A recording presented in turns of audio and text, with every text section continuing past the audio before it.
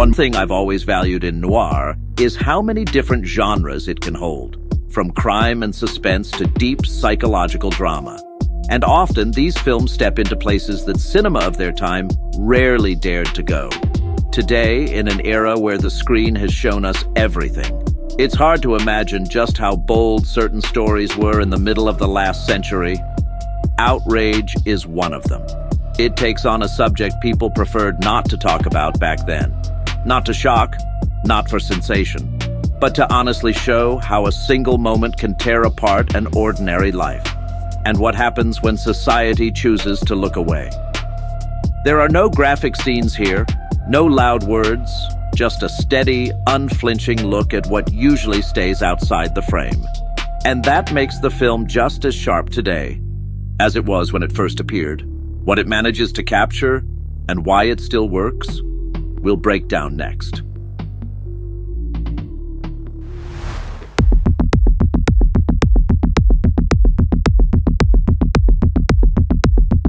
Anne Walton lives in a quiet town. She works as a bookkeeper, engaged to be married, her life simple, steady, and clear. Until one evening changes everything. A crime occurs. We don't see it, but we feel what it leaves behind. It lingers in the way she walks, in the way she looks at the world after. She returns home, but the familiar no longer feels safe. Support sounds too careful. Eyes linger just a little too long. Smiles come with whispers behind her back. Anne starts to speak less. Not because she doesn't want to, but because no one really wants to listen. One morning she leaves. No plan, no suitcase, no goodbyes. Sometimes disappearing is the only way to hold on to yourself. In a new place, things are different. No questions, no pressure. She finds work, a place to stay, a daily routine.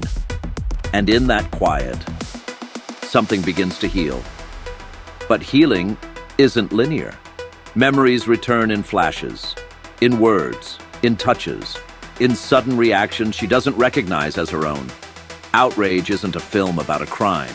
It's a story about what comes after, about a path that doesn't begin with revenge, but with survival, about the silence that follows, the weight of being seen, the difficulty of trusting again, even when someone reaches out with nothing but kindness. Why this film still hits hard today, and how it says more than the era would ever allow. That's what we'll explore next.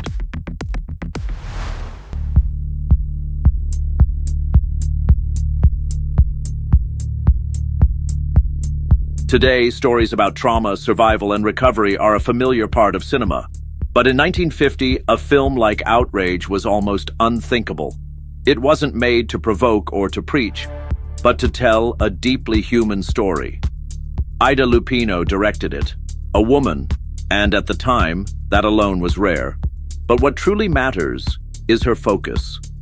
This is not a film about what happened. It's a film about what happens after. There's no depiction of the crime, but you see its shadow in every movement that follows. The fear, the withdrawal, the sudden distance from the world, and all of it is treated with a precision and restraint that still feels remarkable today. One moment in particular stands out, when the main character realizes she's being followed. It's shot in pure noir. Night, footsteps, shifting shadows, rising tension. The rest of the film quiets down, the camera holds still, and the silence becomes the space where pain unfolds.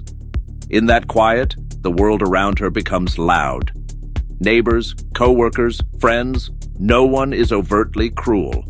But little by little, someone turns away, someone whispers, someone offers awkward kindness with too many conditions. She leaves. And then, something different. A man who doesn't judge, doesn't preach, doesn't try to fix her. A minister, but not a symbolic one. He's real, grounded, present. He admits that even he has lost faith before, that healing is hard, that silence is part of it, and that trust doesn't return quickly. When she says nothing, he doesn't force her. When she speaks, He listens. He's not a savior. He's just there. And that, in this film, is powerful, especially now in a cinematic world where strong women are expected to fight back with fire. Outrage offers something else. It shows how fast a person can be broken and how long it can take to feel whole again. The film doesn't deny that justice is served, but it makes clear, sometimes, that's not enough. Not when the system can't protect you, not when it leaves survivors without a place to stand. Outrage is a film about people, about how fragile a life can be, and how much it means when someone is simply willing to stay beside you.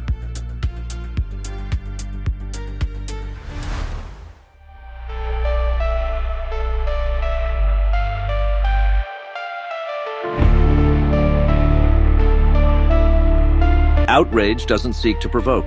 It doesn't rely on spectacle or dramatic twists. Its strength lies in how simply it observes what happens when someone is hurt, and the world doesn't know how to respond. This is a film for those who care less about outcomes and more about what it takes to keep going. It's about understanding, not resolution. And if we like to think we've come a long way since then, this story quietly shows how much still remains unspoken. It's also one of the rare moments where Noir steps back and lets a woman tell the story. That, too, makes it worth watching.